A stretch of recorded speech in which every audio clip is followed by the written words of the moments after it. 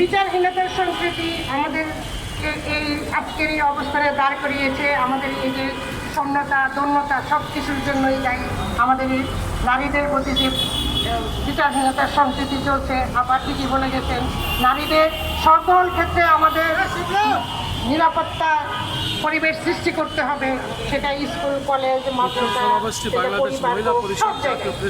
এখন আমি আহ্বান জানাচ্ছি আমাদের কলাবাগান শাখার আহ্বায়ক সৈয়দা রত্নাকে তার বক্তব্য দেওয়ার জন্য। রত্না, শুভ বিকেল।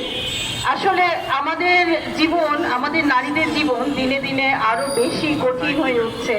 আমরা নারীরা যত স্বাচ্ছন্দ্য ছিলাম, স্বাধীন ছিলাম, দিনে দিনে যেন আমাদেরকে আরো বেশি পরাধীন করার চেষ্টা চলছে। এক তো মায়েরা এতদিন তাও সবার মবের আড়ালে ছিলেন বা মবের নাগালের বাইরে ছিলেন বা মবের বাইরে ছিলেন না, মাকে অন্তত সবাই এই জায়গা থেকে সবাই রেহাই দিয়েছিল। কিন্তু এই হামির ব্যাপারে দেখলাম যে সেই মাকেও আর রেহাই দেওয়া হচ্ছে না, একজন মাকেও এখানে অভিযুক্ত করা হচ্ছে। আমরা আমাদের সম্মানিত বক্তাদের কথা শুনেছি।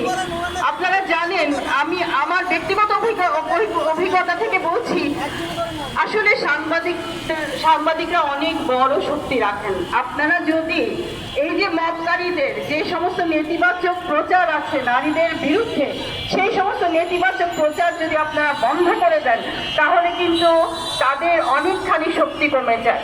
এই যে এদের যে একটা কুশক্তি, এদের যে একটা অন্ধকারাচ্ছন্ন শক্তি এবং পশ্চাৎপদ একটা তাদের যে একটা মনোভাব এবং আগ্রাসন, এই আগ্রাসন থেকে আপনারা যদি আমাদের পাশে দাঁড়িয়ে তাদেরকে এই আগ্রাসন থেকে আপনারা রহিত করতে পারেন। আমরা জানি যে নারীদের পদে পদে ভুল, নারীরা পদে পদে নারীদের এই যে বঞ্চিত হওয়ার জায়গা, নারীদের প্রহসনের জায়গা, নারীদের অ্যাবিউজ হওয়ার জায়গা, সবসময় নারী যখন ধর্ষিত হচ্ছে তখন নারীকেই দোষী করা হচ্ছে। এই নারীকে দোষের এই যে একটা রেওয়াজ, এই যে একটা কালচার, এই কালচার থেকে নারীকে বের হয়ে আসতে নারীকেই কেন যুদ্ধ করতে হবে? সমাজের প্রতিটা মানুষ নারীর পাশে থাকতে হবে। নারী যে সমাজের একটি বড় অংশ, নারী ছাড়া যে সমাজের কোনো কিছুই চলছে না, দেশের কোনো কিছুই চলছে না, কোনো কিছুই গঠন হচ্ছে না, কোনো শক্তি থাকছে না, সেটিও কিন্তু অস্বীকার করার কোনো জো নেই।